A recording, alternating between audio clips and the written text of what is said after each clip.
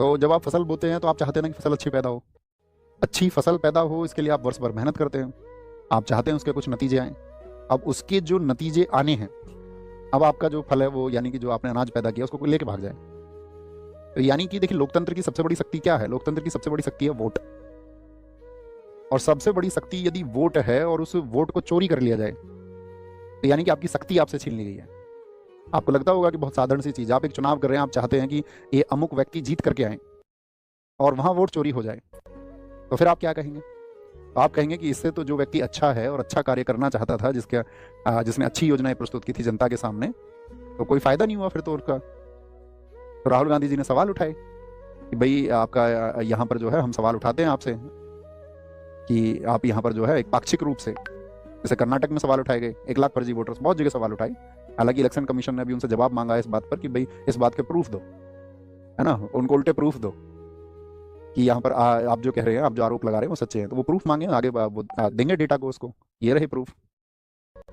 और उपचुनावों में आप देखिए, अभी जो सब इलेक्शंस होते हैं उनकी हकीकत तो सबके सामने है ही।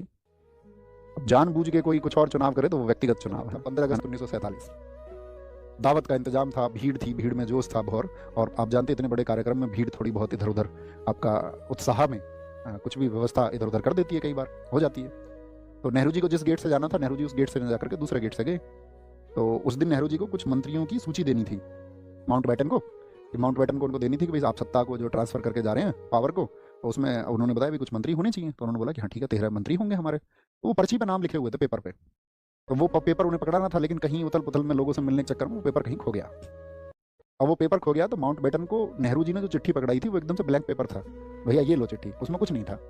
थोड़ी देर बाद एक व्यक्ति आया, उनके जो सेक्रेटरी थे वो आए उनके पास में कि भाई साहब वो चिट्ठी मिल गई है। मतलब भाई साहब क्या सर, वो चिट्ठी मिल गई है? उन्होंने कहा ठीक है। उन्होंने बोला भैया वो जो चिट्ठी है वो ब्लैंक, वो दे दो हमको, ये लीजिए। तो 13 मंत्रियों के नाम थे उसमें। आप समझना हम आपको क्या समझाना चाह रहे हैं। तो उन 13 मंत्रियों में कि दरअसल में गांधी जी ने एक बात कही थी नेहरू जी से। गांधी जी ने कहा था कि आप ये समझना नेहरू कि ये देश आजाद नहीं हुआ, सॉरी, उन्होंने कहा था नेहरू जी तुम ये मत सोचना कि ये कांग्रेस आजाद हुई है, ये इस समय देश आजाद हुआ है। इसको आप कांग्रेस की आजादी मत समझना, इसको देश की आजादी समझना। और इस देश को चलाने के लिए जो योग्य व्यक्ति हैं उनको आपको राजनीतिक वजह से ना सोच करके इस राष्ट्रीय भावना का ख्याल रखते हुए अंतर्राष्ट्रीय पटल पर हम भविष्य में कहां पहुंचेंगे उन मानकों को सोचते हुए विचार करना होगा। तो उन 13 मंत्रियों में से 3 व्यक्ति ऐसे थे जो कांग्रेस के धुर विरोधी थे। श्यामा प्रसाद मुखर्जी, इंडस्ट्रीज वाला इतना बड़ा डिपार्टमेंट उनको संभालने का काम दिया गया।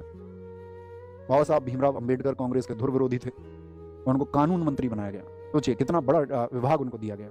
आर के षणमुख शेट्टी कांग्रेस के धुर विरोधी थे, उनको फाइनेंस डिपार्टमेंट दिया गया। लेकिन आज वो चीजें गायब हो चुकी हैं।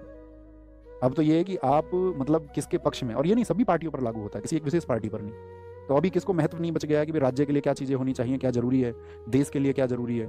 अब तो जरूरी ये है कि आप सर्विंग कितना अच्छा करते हैं, सेवा कितनी अच्छा कर सकते हैं आप, है ना।